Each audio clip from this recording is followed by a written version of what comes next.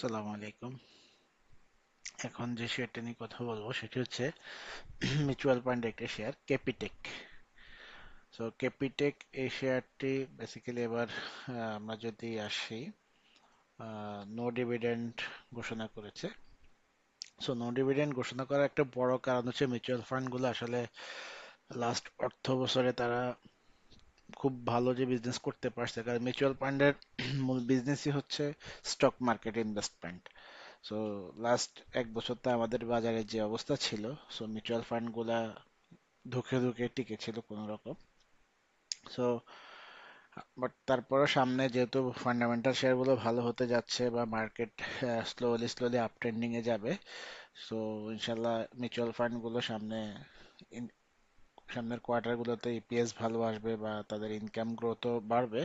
So আমরা যদি এখন একটু মিউচুয়াল ফান্ড, এই মিউচুয়াল ফান্ডটা নিয়ে একটু অ্যানালাইসিস করার চেষ্টা করি, তাহলে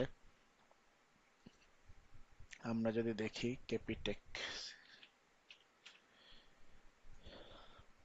এই শেয়ারটি লাস্ট 17 টাকা পর্যন্ত গিয়েছিল। আমরা যদি একদম টপ দেখি, 17 টাকা পর্যন্ত গিয়েছিল এবং দেন কিছুদিন আগে নিয়ার বাই আমরা যদি দেখি 15 টাকার লেভেলে ডাবল টপ ক্রিয়েট করেছে।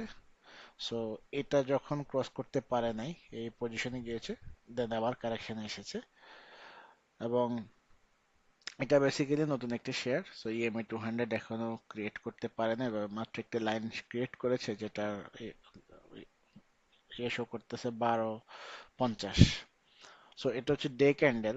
এখন আমরা যদি ক্যান্ডেল স্টিকে দেখি, দেখেন লাস্ট 2 দিনে মোটামুটি ভলিউম পেয়েছে।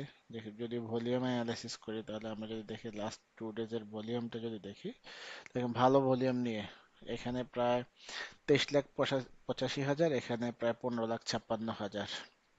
এবং টেকনিক্যালি যদি দেখি, টেকনিক্যালিও যে খুব হাই আছে দেখেন, আরএসআই আছে 3940 লেভেলে। সো এটা কিনার লেভেল আরএসআই এর। সবগুলো ইন্ডিকেটরই মোটামুটি এখন পজিটিভ ট্রেন্ডে মুভ করার জন্য রেডি হচ্ছে। যেমন এমএসিডি আছে এখানে, সে এমএসিডিও রেডি হচ্ছে মুভমেন্টের জন্য।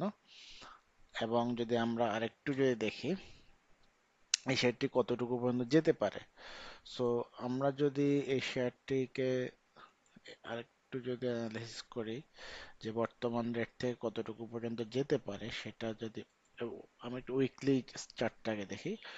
উইকলি এখানে ফার্স্ট ডেতে একটা স্পিনিং, লাস্ট উইক একটা স্পিন টপ ক্রিয়েট করেছে, এবারও স্পিন টপ ক্রিয়েট করে বটমে ডাবল টুইজার টাইপের প্যাটার্ন ক্রিয়েট করেছে। সো বটমে যখন ডাবল টুইজার ক্রিয়েট করে, তখন মার্কেট উপরে যাওয়ার পসিবিলিটি বেশি থাকে বা ওই শেয়ার আপ ট্রেন্ডে যাওয়ার পসিবিলিটিটা হাই থাকে। সো আমরা আশা করতেছি নেক্সট উইকে শেয়ারটি ডাবল টুইজার যেহেতু ক্রিয়েট করেছে, ইনশাল্লাহ ভালো একটি মুভমেন্টে যাবে এবং বলা চলে যে আমরা 15 পর্যন্ত ধরে রাখি, বা যদি নিয়ার বাই ধরি তাহলে 14 এই লেভেল পর্যন্ত যাওয়ার পসিবিলিটি রয়েছে। এবং আমরা যদি এখন ডে ক্যান্ডেলে দেখি, তাহলে যদি আমরা একটু যদি এখান থেকে যদি ধরি, প্রিভিয়াস হাই থেকে যদি ধরি, তাহলে আমাদের দেখেন জিরো থেকে দেন যদি কারেকশনে আসে, আমরা 60 লেভেলকে মানে 14.9 অ্যারাউন্ড 15 লেভেল যেটা বলেছিলাম, 15 লেভেলকে আমরা ধরতে পারি যে এখানে আপ ট্রেন্ডে যা গেলে 15 লেভেল পর্যন্ত গেলে একটা সেল প্রেশার আসবে। সো আমরা যদি এখনো কিনি, এখন আছে 1170 লেভেলে। আজকে লাস্ট ক্লোজিং প্রাইসটা কত আমি যদি একটু দেখি, লাস্ট ক্লোজিং প্রাইস 1170 যেটা বলেছিলাম।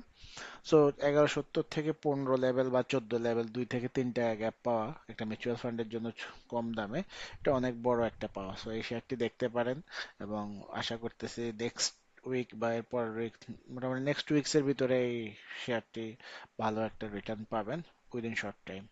সবাই ভালো থাকবেন। সালাম আলাইকুম।